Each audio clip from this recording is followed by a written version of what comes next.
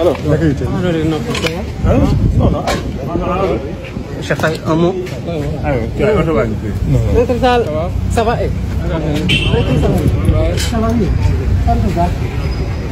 Vous allez bien?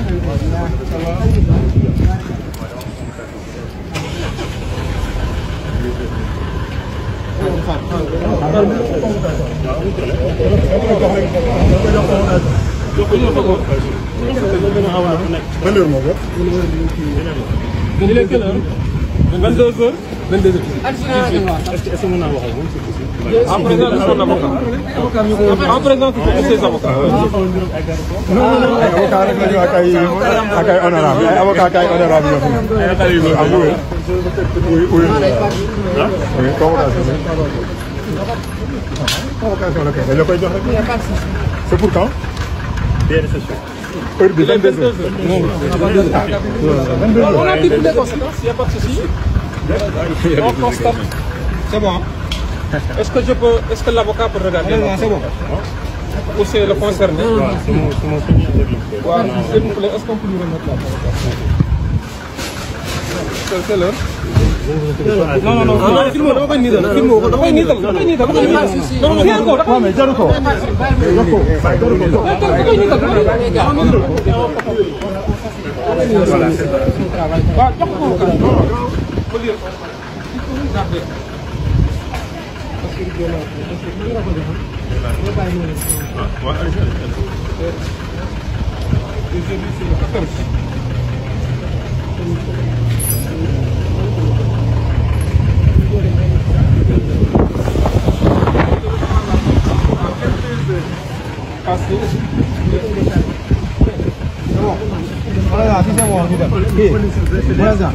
C'est bon, ñu dem.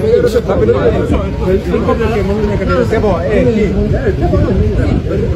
Les gars, j'ai décidé de partir. Voilà, c'est bon. Non.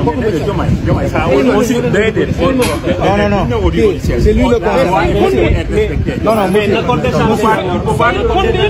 Une arrestation ou c'est une convocation? Mais c'est lui le concerné. Non, c'est une arrestation. Vous ne pouvez pas parler avec cette arrestation. Voilà. On va arrêter quelqu'un avec des... Donc il n'y a pas de mandat de conduite, il n'y a pas de mandat d'arrestation. C'est une convocation qu'on vient de lui remettre. Voilà, c'est bon. Convocation ou arrestation? Non, de ça, on compare des réceptions. Donc, nous considérons qu'il vient de faire l'objet d'une arrestation arbitraire. Non, c'est toujours en présence de ses avocats. Mais il y a ses avocats avec lui. Il a ses avocats avec lui. Vous pouvez lui opposer votre force. Non. Maintenant, nous n'avons pas reçu de mandat. Nous n'avons pas vu de mandat.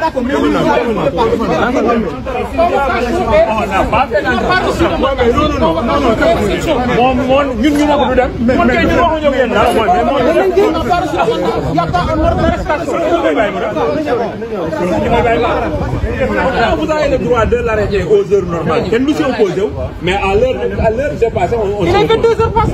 L'heure est claire là-dessus. Et puis ils viennent l'enlever à l'absence d'un mandat d'arrestation ni de mandat de conduite. Voilà. Maintenant, vous pouvez lui opposer votre force. Et on a dit toutes les conséquences.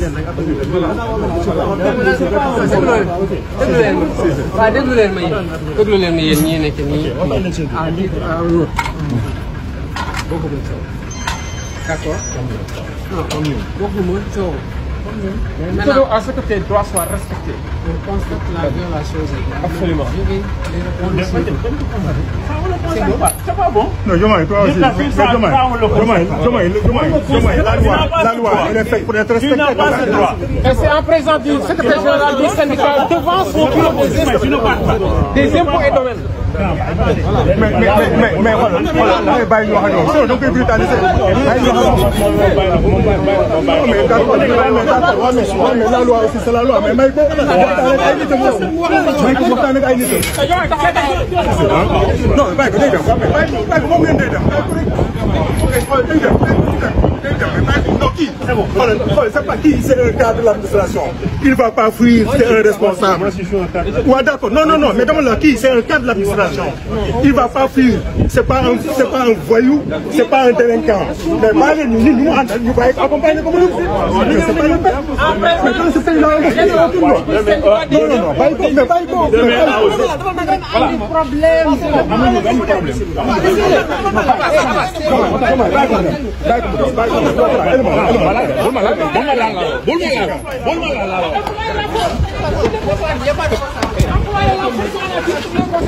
Les Sénégalais la sachent. Ils sont en train de l'enlever.